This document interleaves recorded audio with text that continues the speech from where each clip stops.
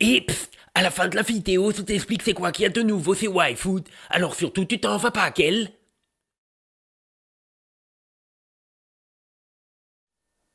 La vidéo d'aujourd'hui a été écrite par Bruce Benamran. Vous avez sans doute déjà entendu parler d'un phénomène qui s'appelle l'effet Streisand. Il s'agit de chercher à faire en sorte que les gens n'aillent pas voir une image ou lire un post, mais ce faisant, d'attirer bien plus l'attention sur cette image ou sur ce post. Cet effet trouve l'origine de son nom dans une anecdote connue. Ken Adelman a pour hobby de prendre des photographies aériennes de villas californiennes. Parmi les plus de 12 000 clichés qu'il avait pris et diffusés sur son site, une photo était celle de la villa de Barbara Streisand. La chanteuse avait alors tenté légalement de faire supprimer ladite photo, ce qui intéressa la presse qui en fit des articles et conduisit à ce fameux effet Streisand. Tout le monde voulait voir la fameuse photo qu'elle souhaitait faire disparaître et plus de 400 000 personnes allèrent visiter le site internet du photographe. L'histoire que je vais vous raconter aujourd'hui ne parle pas de l'effet Streisand, ou en tout cas pas directement.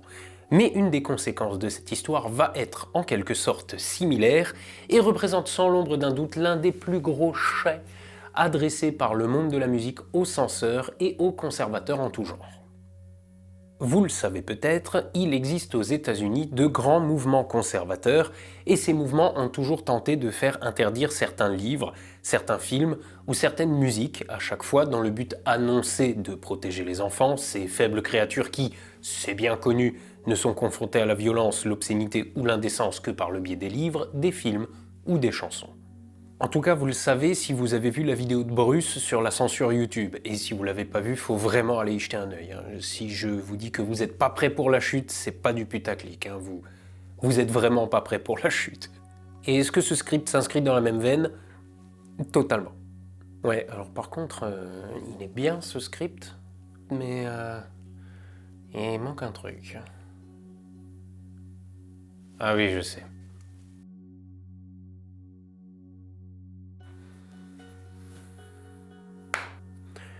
Là, c'est mieux.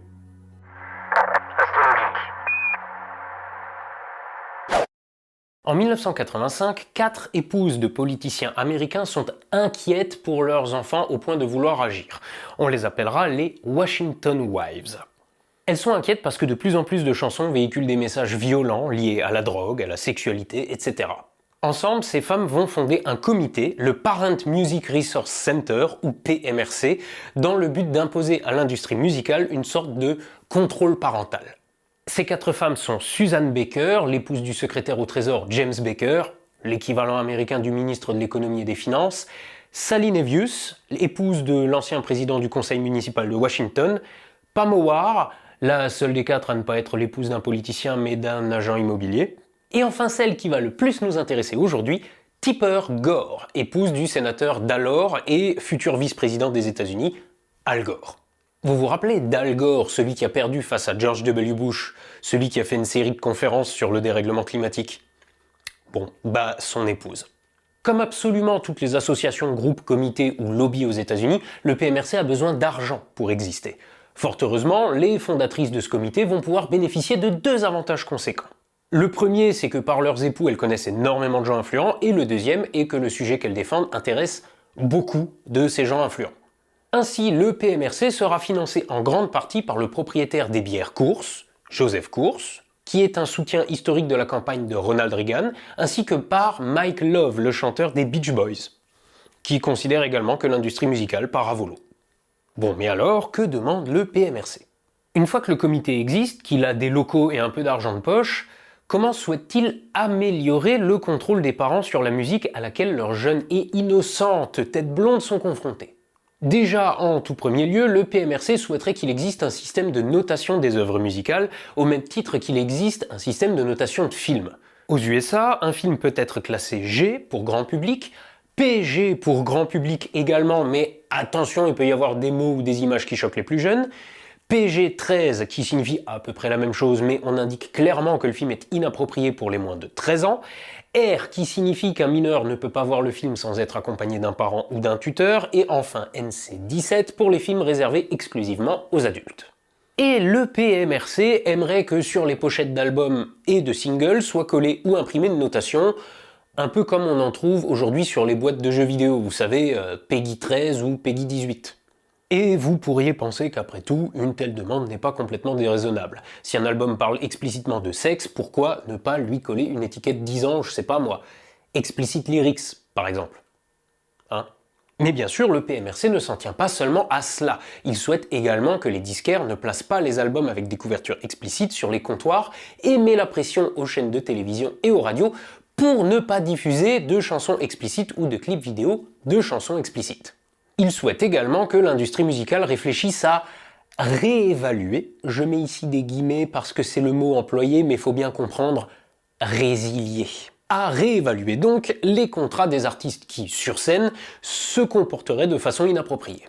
Enfin, le PMRC souhaite la création d'une instance composée sans doute d'un simple panel de citoyens qui établirait une bonne fois les normes à respecter. Et nul doute que les membres du PMRC se portent volontaires pour un tel travail. Une des premières actions du PMRC va être de constituer une liste de, j'ai pas assez de doigts, 15 chansons de l'époque particulièrement offensantes selon eux. Cette liste est connue sous le nom de 15 Filthy, ou les 15 sales. On y trouve par exemple Prince avec la chanson Darling Nikki qui parle explicitement de sexualité. Dans le premier couplet, on peut entendre Prince chanter I met her in a hotel lobby masturbating with magazines. Je l'ai rencontré dans le lobby d'un hôtel se masturbant avec des magazines. Mais il y a aussi Eat Me Alive de Judas Priest, Squealing in passion as the rod of steel inject lunge to the maximum spread. Gémissant de passion alors que la tige d'acier s'insère dans la fente écartée au maximum. Donc oui, c'est explicite, on est bien d'accord. Mais la liste ne parle pas uniquement de sexualité, il peut également s'agir de violence, d'alcool, de drogue ou même d'occulte, comme par exemple avec la chanson Possessed de Venom. We drink the vomit of the priest, make love to the dying war, we suck the blood of the beast, and hold the key to the death door. Nous buvons le vomi des prêtres, faisons l'amour à la pute agonisante, nous suçons le sang de la bête et détenons la clé de la porte de la mort. Et le PMRC fait parler de lui, trouve du soutien auprès de nombreux politiciens, si bien qu'en août 1985, 19 maisons de disques ont déjà accepté de coller une étiquette sur les albums et les singles. Une étiquette que vous connaissez, que vous avez déjà vue de nombreuses fois sous l'une des formes suivantes. Parental Advisory Explicit Lyrics et Parental Advisory Explicit Content. Avant que n'arrivent dans les bacs les albums ainsi annotés, de nombreux artistes déclarent publiquement leur opposition à ce qui ne peut aboutir à terme qu'à de la censure plus ou moins arbitraire. Oui, parce que bon, d'un côté, vous avez les autocollants sur les albums, ok, ça c'est une chose, mais d'un autre côté, vous avez depuis des années déjà les chansons qui sont censurées sur les radios et à la télévision. Les gros mots sont bipés, soit remplacés par d'autres mots plus corrects pour fournir ce que l'on appelle classiquement les radio-edits, même si ça concerne également la télévision. Comme par exemple...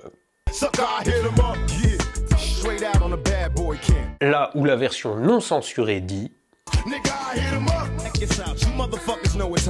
Ainsi, les artistes de l'époque, principalement issus du heavy metal, s'inquiètent pour la protection de leur liberté de création autant que du contrôle de l'accès du public à leurs œuvres.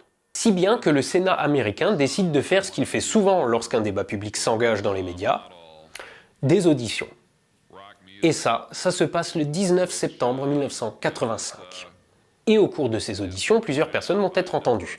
Évidemment, d'une part, les témoins de soutien du PMRC et de la régulation de l'industrie de la musique, et d'autre part, les témoins de la partie adverse qui s'opposent à une telle régulation. Et donc, les témoins soutiens. Tout d'abord, Paola Hawkins, sénatrice de Floride, la seule femme à avoir jamais été élue au Sénat pour représenter la Floride, qui ne parle donc pas en tant que témoin, mais en tant que membre de la commission en charge de l'audition. Il faut noter toutefois que la sénatrice Hawkins est la présidente d'une sous-commission sénatoriale, la sous-commission en charge, je cite, des enfants, de la famille, de la drogue et de l'alcoolisme. Vous le sentez qu'elle est plutôt en faveur d'une censure pure et dure ? Toujours est-il que voici ce qu'elle dit. Ainsi que l'a dit le sénateur Gore. Ah oui, je vous ai pas dit. Tipper Gore, la femme d'Al Gore, elle a donc fondé le PMRC. Eh bien, figurez-vous que son mari, Al Gore, fait partie de la commission sénatoriale en charge de ces auditions. C'est pratique, hein? Bon, en vrai, ça va se retourner contre lui à plusieurs occasions, vous allez voir. On reprend. Ainsi que l'a dit le sénateur Al Gore avec éloquence, cela fait plus de 30 ans qu'Elvis a exécuté son déhanchement pour la première fois chez Ed Sullivan. Bien des choses ont changé depuis l'époque apparemment innocente d'Elvis.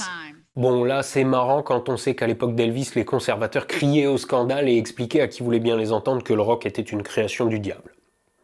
Les suggestions et les sous-entendus ont laissé place à des descriptions explicites d'actes sexuels violents, d'usage de drogue ou de flirt avec l'occulte. Puis elle va successivement présenter plusieurs couvertures d'albums.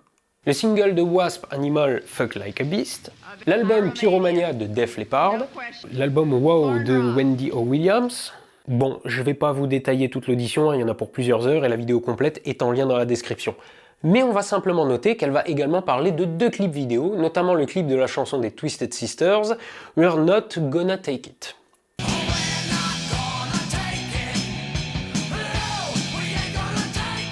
Le problème qu'elle a avec cette chanson n'est pas dans les paroles mêmes, mais véritablement dans le clip, qui présente des adultes, des parents, qui se font tabasser par leurs enfants parce que ces derniers veulent écouter du Twisted Sisters. Le papa passe par la fenêtre, se prend une porte dans la gueule 10 fois d'affilée. Et bien sûr, la sénatrice Hawkins déplore le fait que ces clips soient diffusés à la télévision, notamment sur les chaînes nationales publiques. Ensuite vient le tour de Susan Baker, qui est littéralement présentée par le président de la commission comme Madame James Baker. C'est dire si personne ne fait semblant d'ignorer les liens entre les fondatrices du PMRC et les personnalités publiques. Et Susan Baker va s'asseoir en face de la commission, accompagnée des autres fondatrices du PMRC, et elle va déclarer la chose suivante. Le rapport Neudecker indique que le taux de grossesse chez les adolescentes est aux USA en tête de tous les pays développés, 96 adolescentes sur 1000 tombant enceintes. En outre, le nombre de viols a augmenté de 7% dans les dernières statistiques et le taux de suicide chez les 16-24 ans a triplé au cours des 30 dernières années, alors que celui des adultes reste stable. Il y a certainement de nombreuses raisons pour les maux de notre société, mais nous pensons que les messages omniprésents destinés aux enfants qui encouragent et glorifient le suicide, le viol, le sadomasochisme, etc. doivent être comptés parmi les facteurs contributifs. C'est ensuite au tour de Tipper Gore qui présente l'idée originale d'un système de notation des albums, mais elle indique qu'après de nombreuses discussions avec les acteurs de l'industrie musicale, le PMRC a convenu que c'était compliqué et propose une solution plus simple, un label unique pour mettre en garde les parents sur le contenu éventuellement explicite ou violent des disques. J'avance un peu vite maintenant parce que vous allez voir, c'est la suite qui va être croustillante. Mais juste pour la partie qui soutient le PMRC, il va encore y avoir quelques personnes, notamment le Dr Joe Stussy, professeur universitaire de musique, qui témoignent du fait que la musique peut influer sur le comportement et que le heavy metal est différent du rock and roll des décennies précédentes parce qu'il s'agissait alors de musique d'église et que là, l'un des éléments centraux est la haine. La commission passe ensuite aux témoins qui s'opposent au PMRC, en commençant par Frank Zappa. Mais avant de parler de son témoignage, quelques mots au sujet de Frank Zappa, parce que si vous ne savez pas de qui il s'agit, vous allez passer à côté de pas mal de choses. Et pour en parler, je vais passer la parole à un autre guitariste qui s'appelle Frank. Vous le connaissez sans doute pour sa chaîne de mathématiques Matador, mais c'est également un guitariste accompli. Parce qu'une personne n'est pas nécessairement une seule chose. Par exemple, Yann de la chaîne 12 par sec n'est pas que vulgaire. Il est aussi un peu con. Attends, c'est quoi cette balle perdue là? Ouais, bah c'est Bruce qui a écrit le script, hein. Tu t'arrangeras avec lui. Ouais. Bruce? Ah d'accord, je vois, ouais. Ouais, donc je reprends. Une personne n'est pas une seule chose. Par exemple, Seb de la chaîne Vous avez le droit n'est pas seulement avocat. Il est aussi très vieux. Non mais attends, je peux pas lire ça comme ça là. Il y a Bruce qui balance des fions à plein de monde, ça n'a rien à voir avec la vidéo. Bon, attendez, j'avance.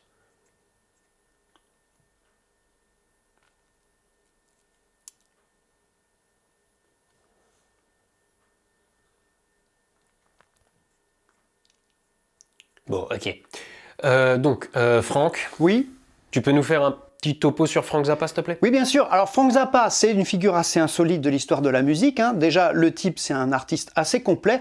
Il est auteur, compositeur, réalisateur, illustrateur. Il touche un petit peu à tout de façon quasi systématiquement autodidacte, comme moi. Sauf que moi, je m'appelle pas Zappa. Cela étant, il est surtout resté célèbre pour ses compositions musicales, hein. Il est imbibé d'influences classiques et de rhythm and blues, joue de nombreux instruments mais favorisera la guitare et composera une soixantaine d'albums qui sont assez difficiles à catégoriser. Pour certains, c'est du rock, pour d'autres, c'est du jazz, pour d'autres encore, c'est de la musique concrète, mais pour la plupart des fans, c'est avant tout du Frank Zappa. Il faut savoir qu'après sa mort en 1993, ses proches ont continué de sortir les disques qu'il avait déjà enregistrés. Ce qui fait qu'au bout du compte, ce sont plutôt 120 albums estampillés Frank Zappa.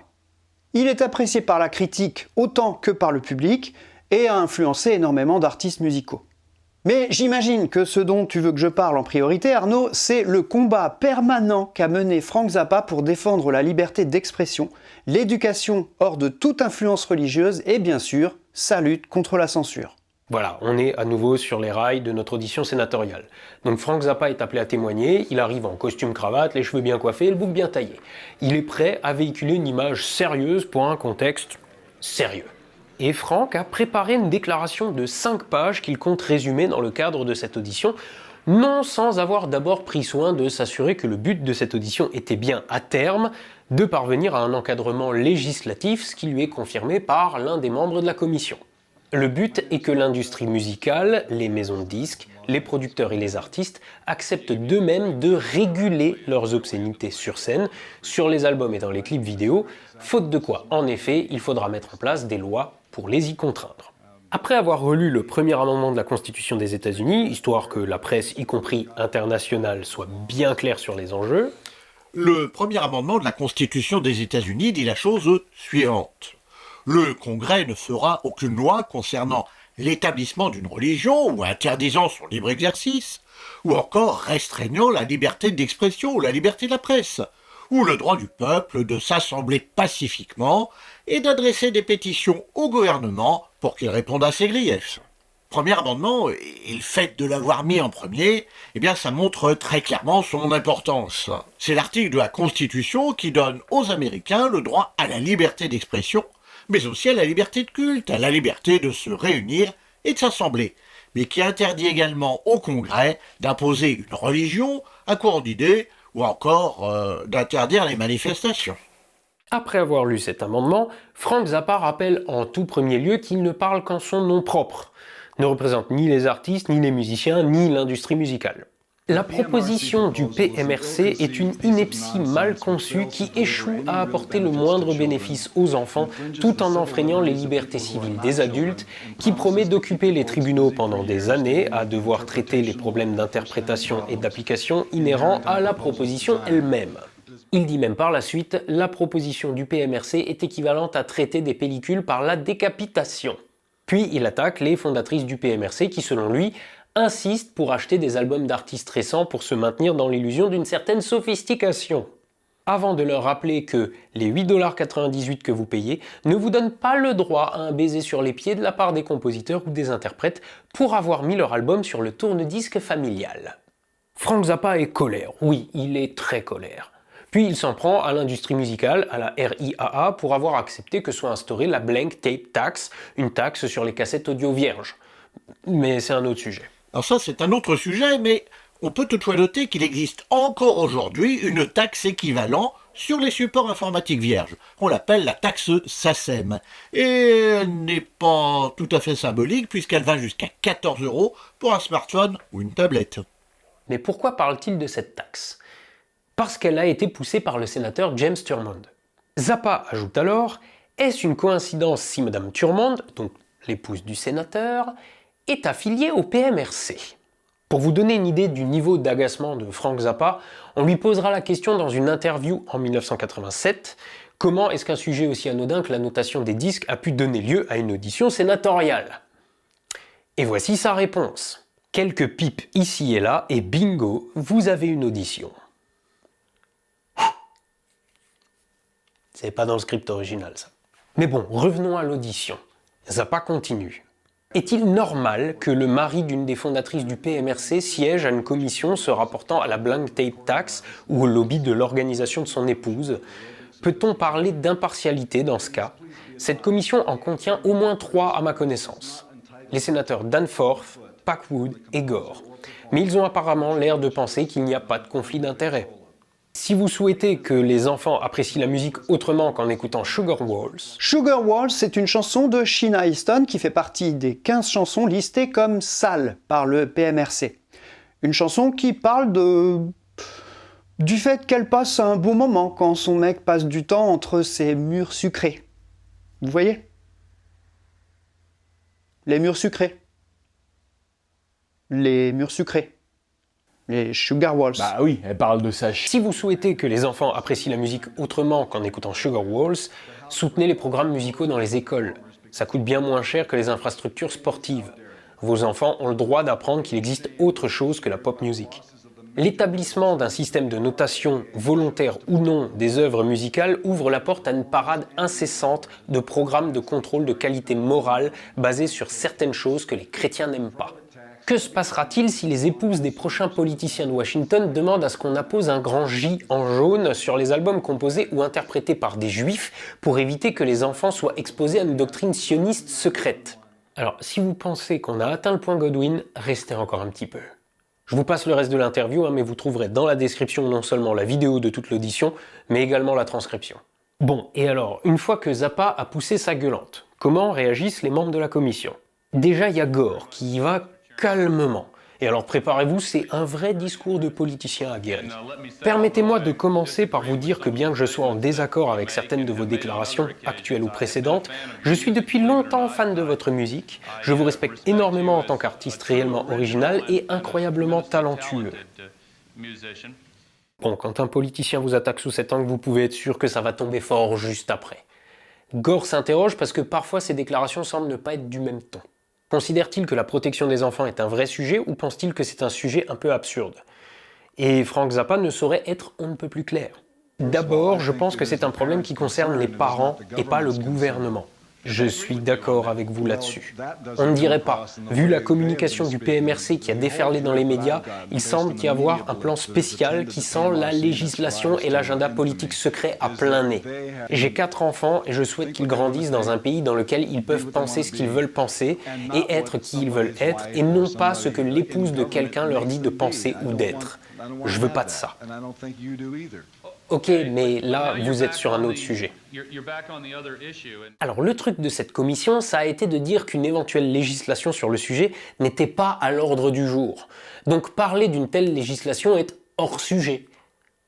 Pratique, hein? C'est comme si on voulait déboiser une forêt pour faire passer une autoroute, puis quand les gens discutent de pourquoi le faire ou non, ils ont droit de parler que des arbres, et pas de l'autoroute. L'autoroute, elle est hors sujet. Frank Zappa dénonce alors le risque d'escalade, par exemple le fait qu'à ce moment, déjà, le maire de San Antonio au Texas a organisé la notation de concerts de rock pour censurer les groupes qui ne seraient pas suffisamment propres. Et ce, malgré le procureur local qui a dit que c'était sans doute anticonstitutionnel. Bref, Frank Zappa marque des points, mais ça suffit clairement pas à faire bouger quelques lignes que ce soit. Notamment parce qu'il propose une alternative, à savoir que les paroles des albums soient imprimées sur une feuille au dos de l'album. Outre le problème que ça pose pour les cassettes, qui sont plus petites qu'un 33 tours, ça coûte également de l'argent, parce qu'il faut imprimer ces paroles, que par ailleurs les droits d'auteur sur les paroles sont détenus par les maisons d'édition, qui ont également leur mot à dire, etc. Bref, en pratique, c'est pas vraiment faisable. Mais ça montre quand même à la commission que Zappa ne venait pas simplement pour être contre, mais peut-être pour proposer une alternative. Oui, parce que ce que Zappa veut éviter avant tout, c'est une législation qui viendrait censurer les artistes. C'est ça son problème majeur. Qu'il ne puisse pas dire ce qu'il veut dans un album ou que cet album ne puisse plus être vendu publiquement dans le cas contraire. Puis c'est au tour du sénateur Slade Gordon d'intervenir. Lui va être un peu moins consensuel.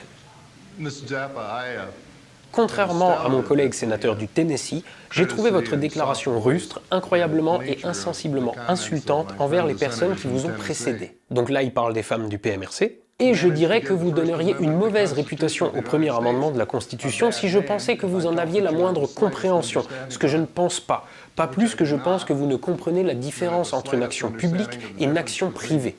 Vous avez juste détruit le dossier que vous pensiez avoir. Merci, Monsieur le Président. Zappa veut pas se laisser faire aussi simplement. Alors il répond « Est-ce que c'est une action privée ?»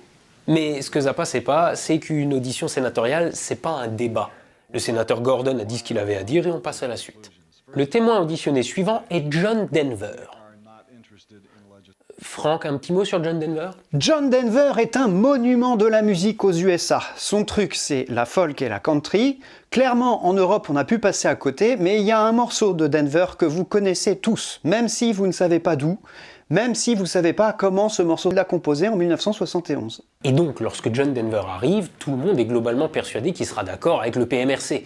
Après tout, il véhicule tout de même l'image d'un type gentil, propre sur lui, et qui voudrait certainement pas que les enfants américains soient confrontés à de la violence ou des obscénités dans des chansons.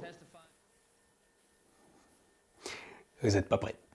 John Denver arrive seul, sans avocat, souriant, s'excusant de son retard causé par un autre engagement au Congrès. Tout le monde est souriant, ça va évidemment très bien se passer désormais. John Denver commence sa déclaration. C'est un honneur et un privilège d'être devant vous aujourd'hui dans une société libre, pour m'exprimer librement, non seulement devant les dirigeants de notre beau pays, mais devant la presse et tous les gens qui nous écoutent. Je suis là pour parler de l'éventuelle notation dans l'industrie musicale, du marquage des albums qui contiendraient du contenu violent ou à caractère sexuel, ainsi que parlant de drogue, d'alcool ou d'occulte dans ses paroles. Cette audition a pour but de déterminer si le gouvernement devrait ou non intervenir pour imposer de telles pratiques. Monsieur le Président, cela ressemble à de la censure, et je dois être parfaitement clair, je m'oppose à toute forme de censure, dans notre société ou n'importe où ailleurs dans le monde. Denver raconte qu'il a par le passé eu 2 fois affaire à la censure, notamment lorsque des stations de radio ont refusé de passer sa chanson Rocky Mountain High, parce qu'ils pensaient que cela parlait de drogue, alors que, selon Denver, il n'était question que de joie de vivre d'avoir passé une nuit sans lune à la belle étoile dans les Rocky Mountains. Quelle assurance ai-je qu'un panel national qui vérifierait les paroles des chansons ne commettrait pas ce genre d'erreur? Bon, alors pour l'instant ça va, il reste calme. Alors, bon, on va être clair, calme, il va le rester, mais ses propos, ça va piquer un peu. Au sujet de la censure, il ajoute ceci. Un chien de garde autoproclamé de la morale publique, c'est une élimination et ça ne sera pas toléré dans une société démocratique. Monsieur le Président, l'élimination de groupes de personnes dans une société commence toujours par la censure de mots écrits ou prononcés. C'était ainsi en Allemagne nazie, et c'est ainsi dans tous les endroits du monde où les dirigeants ont peur d'un peuple informé et éduqué dans une société diverse. Le gars vient avec le sourire leur dire « Ce que vous proposez, faites-vous des nazis ». Je vous assure que là, les gars en face, ils sourient plus. Bon, vous avez compris, John Denver, il est contre aussi, mais il leur est moins rentré frontalement dedans. Si je devais résumer, Frank Zappa a essayé de faire comme les gars d'en face, il a mis un costume, il a préparé un texte assez technique, il est avec un avocat, en bref, il est frontal, mais il respecte les règles des gars d'en face. John Denver, quant à lui, sans doute plus habitué aux politiciens et aux conservateurs, arrive avec une bien meilleure attitude et un sourire charmant pour les traiter de nazis. Mais jusqu'à maintenant, il n'y a pas vraiment quelqu'un qui leur est rentré dedans de façon nette et brutale, de façon rock'n'roll en fait. Ah, et pour info, le truc qui fait que Denver était en retard, et qui d'ailleurs fait qu'il part assez brusquement de l'audition, c'est qu'il devait être entendu par la NASA parce qu'il essayait d'avoir une place à bord de la navette Challenger. Mais bon, c'est une autre histoire. Là, j'ai une note de Bruce qui me dit « Arnaud, intéresse-toi vite fait à la vie de John Denver, je pense que c'est ta cam. » C'est vrai que c'est pas une mauvaise idée. Donc, personne de vraiment rock'n'roll leur est rentré dedans pour l'instant. Jusqu'au témoin suivant, Dee Snider. Franck? Oula. Alors, Dee Schneider. Un problème? Quoi? Ok, disons la chose ainsi. Normalement, si vous faites un top 100 des plus grands artistes musicaux les plus influents du XXe siècle, Frank Zappa sera dedans. Pour certains, il sera dans le top 3. Pour d'autres, il sera 78e, mais il sera dedans. Ouais. Mais là, John Denver, c'est un peu différent. Mais aux USA, ça serait un peu comme Francis Cabrel, vous voyez? Même si vous n'aimez pas trop ce qu'il fait, ou que vous connaissez pas son œuvre, vous savez quand même qu'il est connu et qu'il a marqué la musique. Ah. Et Dee Snider, du coup? Dee Schneider, c'est le chanteur du groupe Twister Sister. Voilà. C'est un groupe de glam rock, ils ont eu 2 titres qui ont vraiment bien marché, mais en gros, c'est tout, quoi. Alors, ils ont leur communauté de fans, bien sûr, mais c'est, du point de vue historique, un groupe vraiment mineur. Ah oui, donc c'est presque un random, là. Oui. D'ailleurs, qu'est-ce qu'il fout là? Enfin, si je peux me permettre, Dee Snider est là parce que le PMRC a mis en avant le clip de la chanson de Twisted Sisters, We're Not Gonna Take It, que tout le monde a déjà entendu au moins une fois.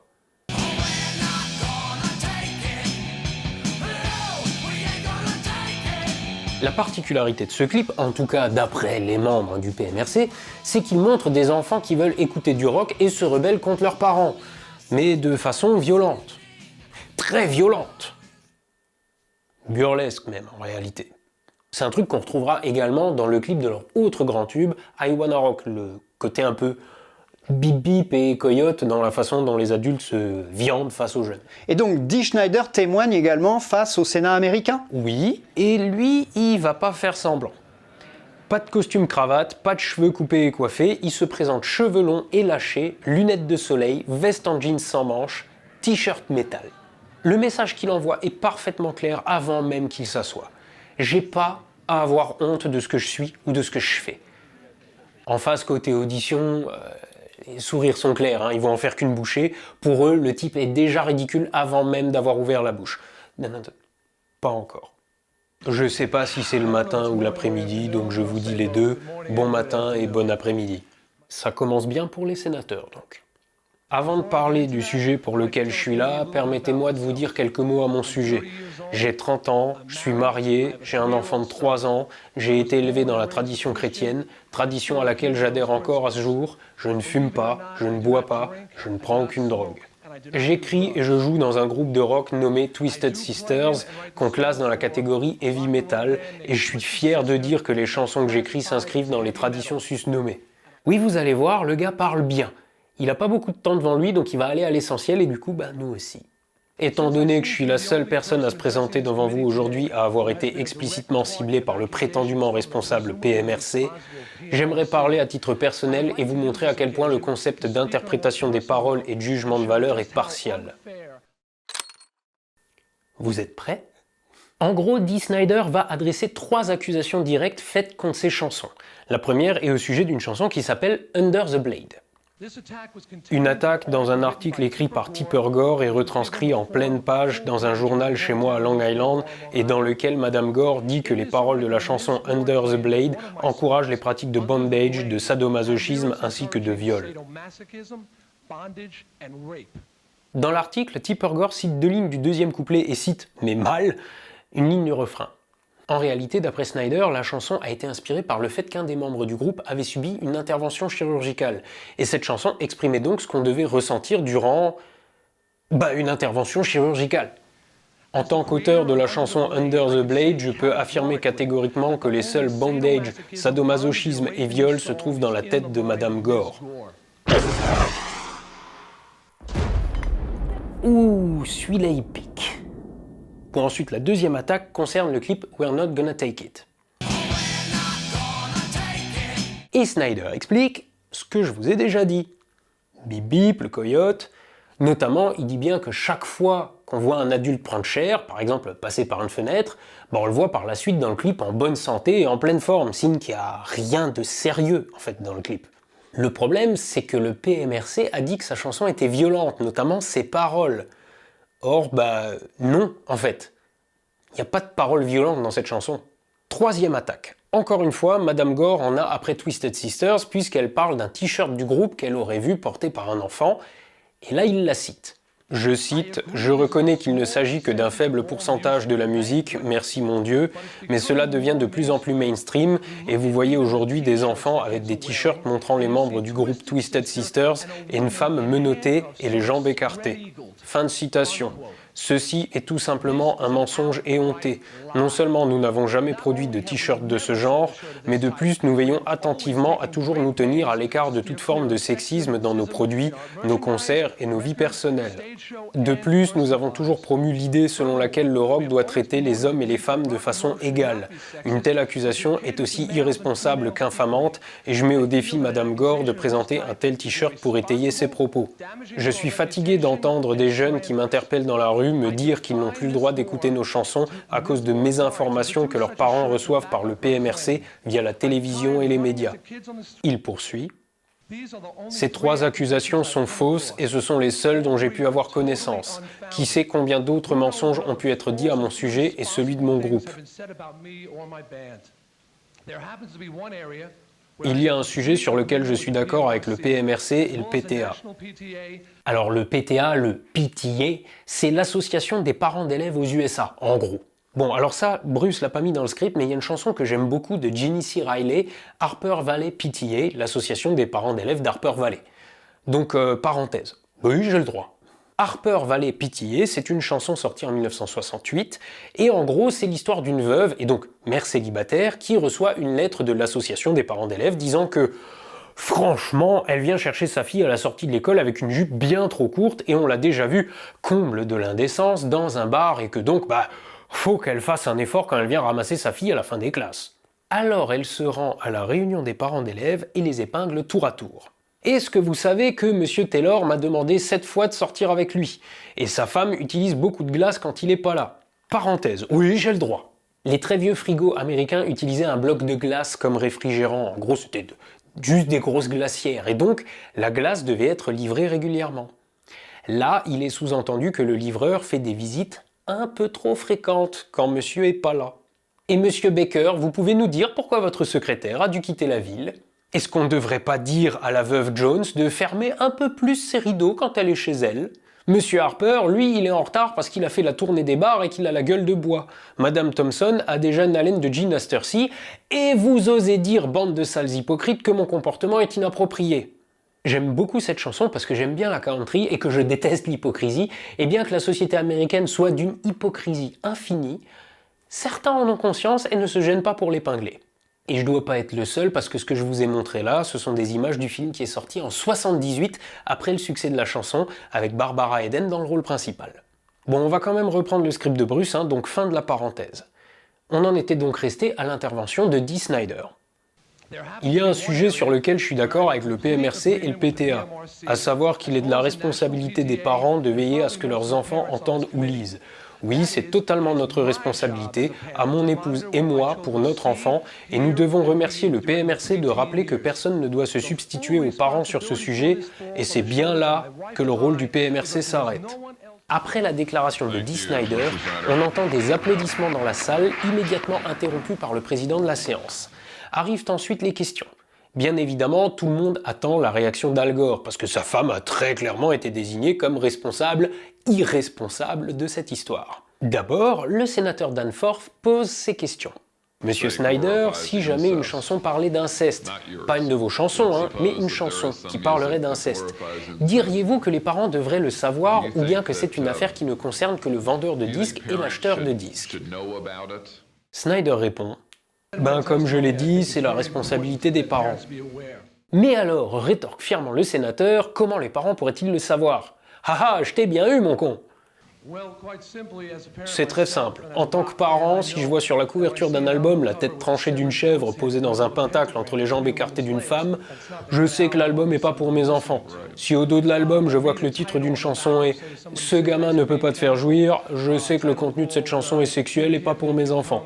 Si l'album passe ses 2 premiers tests, je peux aussi l'écouter en entier, et je crois pas qu'il y ait beaucoup de disquaires qui refuseraient de vous laisser écouter un album avant de l'acheter. Voilà ce que l'on appelle dans le milieu du tennis... Je rappelle que c'est Bruce qui a écrit cet épisode, donc je décline toute responsabilité si personne n'appelle ça comme ça dans le milieu du tennis. C'est ce qu'on appelle dans le milieu du tennis un top spin revers tchécoslovaque. J'ai une note de Bruce à mon attention qui dit « J'y connais rien en tennis, démerde-toi si la phrase d'avant veut rien dire ». En tout cas, je pense qu'il voulait dire que la réponse de Snyder était un retour gagnant, comme on dit dans le foot. C'est toujours Bruce qui a écrit ça. Comme on dit au badminton, à la pétanque, au patinage artistique, putain Bruce. Ah, quand même. Arrive donc le tour d'Al Gore, et avant même qu'il ait pu ouvrir la bouche... Excusez-moi, vous allez me dire que vous êtes également fan de ma musique?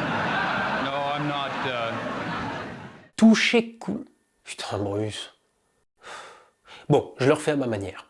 Excusez-moi, vous allez me dire que vous êtes également fan de ma musique?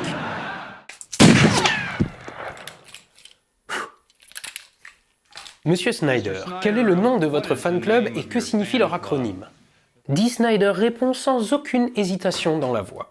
SMFFTS, Sick Motherfucking Friends of Twisted Sisters. Est-ce également un groupe chrétien? Je crois pas que les profanités aient quoi que ce soit à voir avec le christianisme. Merci. Vous dites que la chanson Under the Blade parle de chirurgie. Avez-vous déjà subi une opération chirurgicale avec les mains et les jambes attachées? Cette chanson, je l'ai écrite quand notre guitariste Eddie devait se faire retirer des polypes et... Alors, un polype, c'est une excroissance de tissu au sein d'une muqueuse. On s'en tape. Il était inquiet, alors j'ai écrit une chanson sur la peur des opérations et le fait que quand vous entrez au bloc, vous êtes sans défense et inquiet à l'idée de vous réveiller mutilé, handicapé ou ne pas vous réveiller du tout. Y a-t-il une référence à l'hôpital dans la chanson? Non, mais il n'y a pas non plus de référence à une femme, ni au bondage, ni au masochisme.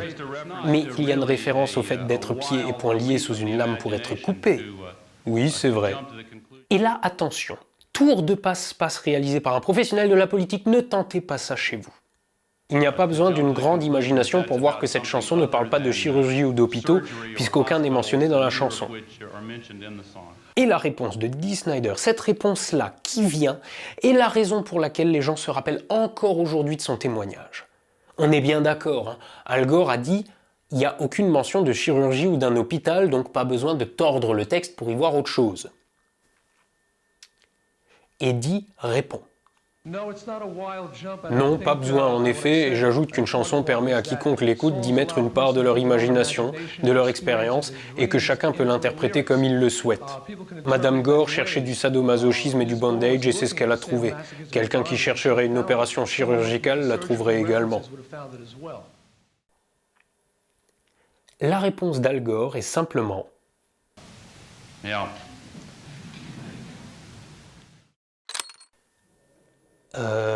Non, attendez.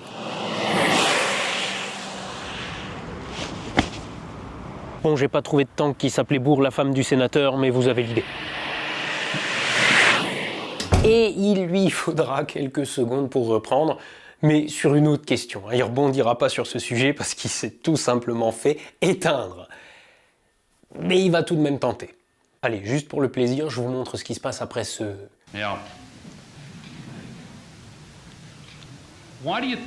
Pourquoi pensez-vous qu'on trouve autant de chansons qui parlent de bondage et de sadomasochisme? Je peux pas parler au nom des autres artistes, je suis ici que pour me défendre. Bon, ensuite, on va pas se mentir, Dee Snider va prendre quelques mines dans la gueule. Hein. Les sénateurs en face sont pas des débutants et ils savent comment avoir l'air de gagner à l'image. De même, je vais pas m'étendre plus longuement sur cette audition. Sachez qu'elle est intégralement disponible sur YouTube, je vous mets le lien dans la description. Alors, elle est intégralement disponible sur YouTube, sauf les extraits des chansons de clips vidéo présentés à la commission, hein, parce que ces passages ont évidemment été claims par les ayants droit sur YouTube, dans le plus grand mépris des lois sur la liberté d'information, notamment aux États-Unis. Qu'est-ce qui s'est passé à la suite de ces auditions? Je pense que vous ne serez pas surpris d'apprendre que celles-ci étaient purement...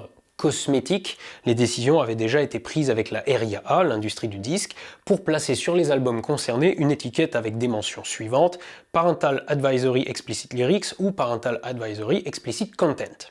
John Denver, et c'est pas le seul, avait prévenu que le fait de mettre cette étiquette provoquerait le contraire de ce que le PMRC espérait, à savoir que ça ferait grimper les ventes. Et il s'y est pas trompé. Et c'est là qu'on en revient à notre fameux effet Streisand qui s'appelait pas du tout comme ça à l'époque. C'est presque devenu un peu la honte, par la suite, de sortir un album qui n'avait pas cette étiquette. D'ailleurs, en France, elle n'est pas obligatoire, mais en général, les maisons de disques la laissent quand même.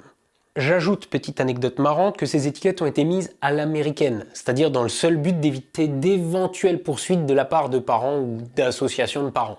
Par exemple, l'album Jazz from Hell de Frank Zappa, qui est un album intégralement instrumental et sans aucune parole, s'est vu coller cette étiquette parce que le titre de l'album contient le mot « Hell ».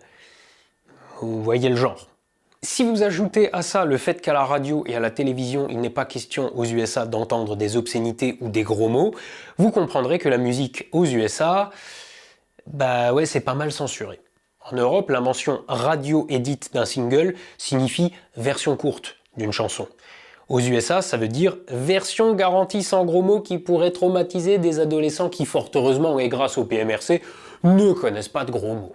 Je vous renvoie d'ailleurs, lien dans la description, à la vidéo de Bruce sur la censure. C'est une masterclass telle qu'il n'en existe qu'une par siècle sur la plateforme, et d'ailleurs la chaîne entière de Bruce, Y penser, est une chaîne sans laquelle le bonheur n'existe.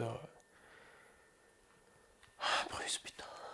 Un autre truc marrant, c'est qu'une fois que l'étiquette était collée, en réalité, ça donnait encore plus de liberté aux auteurs, notamment pour se foutre de la gueule du PMRC ou de Tipper Gore. Exemple, dans la chanson Freedom of Speech, Ice-T pousse le bouchon super loin en parlant de Tipper Gore en ces termes. Alors Tip, c'est quoi le problème? T'es en manque de beat?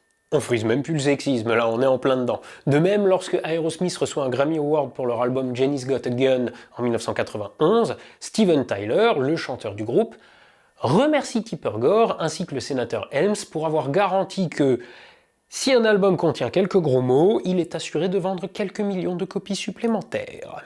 Dans sa chanson White America, Eminem nomme directement Tipper Gore et Miss Cheney, l'épouse de Dick Cheney. Bon, ça c'était la version officielle, la radio édite, celle sans gros mots. Voilà la même sans censure.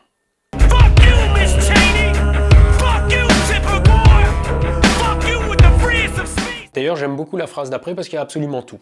C'est je vous emmerde avec toute la liberté d'expression que les états divisés d'embarras m'autorisent à avoir.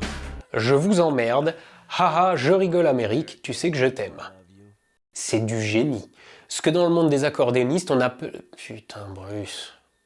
Bon, et sinon, le tout premier album qui a reçu cette étiquette est l'album Band in the USA du groupe Two Live Crew en 1990. Et ben, un peu comme Twisted Sisters, à part leur communauté de fans, ils ne sont connus que pour cette controverse. Ah, et pour info, Dee Snider est toujours marié avec sa femme de l'époque. Al Gore, lui, ne l'est plus. Il y a sans doute plein de raisons à ça, hein, je jette la pierre à personne, mais ça relativise bien sur le fait que personne ne devrait expliquer au reste de la population comment penser ou ce qui est bien pour leurs enfants. Ouais, alors il a pas mis ça dans le script, mais a priori ils ont divorcé après 40 ans de mariage parce que Al Gore est allé tremper sa nouille dans le bol de la productrice de son film sur le réchauffement climatique. Alors, levez les yeux au ciel, et il n'y a pas de sous-entendu sadomasochiste, soyez astronogeek, toujours pas de sous-entendu sadomasochiste, et à la revoyure. Et là, bah non, toujours pas. Donc un polype. Un polype, c'est une excroissance de tissu au sein notamment d'une muqueuse. Et... Attends. Oh. Oh, non. Non. Elle parle de sa chatte. J'aime pas le mot chatte. C'est carrément des mots que je dis jamais en vidéo, ça. Je ne dis pas ce mot-là, moi, dans mes vidéos. Alors ça, c'est le caméo pour Arnaud au sujet du premier amendement. Aïe! Je fais le gag même quand je sais que c'est moi qui vais monter le truc. Qui donne une idée de mon âge mental. Je vais t'en faire 2-3, mais voilà. J'aime pas trop le mot chatte, je trouve que c'est vraiment, vraiment pas beau en vidéo. Alors. Oui, elle parle de sa chatte. Bah, elle parle de sa chatte. Voilà. J'espère que tu vas couper, hein, que tu me laisses pas ce mot-là en entier. Bon, j'essaye de te le faire en une fois, tu excuseras le setup un petit peu à la zob. Hein, Bah bien sûr, elle parle de sa chatte.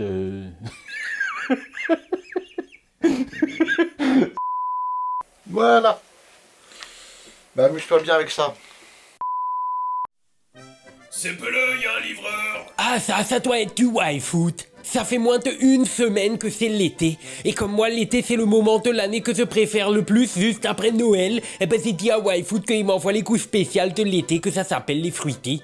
Il y a mangue, pêche et fraises. C'est Y-Food, il y a plein de goûts différents. Il n'y a pas le goût barbecue ou tarte flambée, mais je suis sûr qu'un jour il y aura. Mais en attendant, tu peux choisir tout qu'est-ce que tu veux, et même qu'avec les packs découvertes, tu as un peu de tout qu'est-ce que les gens d'habitude y préfèrent, comme ça tu peux goûter. Et il y a même un pack pour ceux qui prennent feu quand ils mangent de la viande. C'est peu le. Parce que normalement, les Y-Food, c'est à base de lait, hein, comme un yaourt à poire. Mais le lait, c'est pas fécond. Alors ceux-là, ils sont faits avec du lait d'herbe. De soja. Oui, bah le soja, c'est une herbe. Tu me fatigues. Comme ça, plutôt qu'une vache, elle mange de l'herbe l'herbe pour faire du lait, tu peux manger l'herbe directement. C'est pas là, putain. Mais ça, c'était juste pour te dire qu'il y a plein de goûts différents chez Y-Food, mais que comme c'est l'été, moi je te parle des goûts de l'été. Même que le pack fruity, c'est 2 bouteilles à la menthe, 2 fraises et 2 à la pêche. Comme ça, tu peux emmener ton Y-Food à la pêche, sauf que PC c'est pas vegan, comme le Y-Food à la pêche. C'est pas là. Saumor Horton.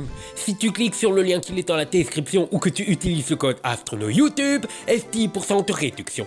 Enfin, Horton, ça fonctionne sur le pack fruity, mais aussi sur les hôtels, donc tu achètes tout qu'est-ce que tu veux. Donc tu oublies pas, le lien il est dans la description. Hop là, la réclame elle est finie. Tchuss.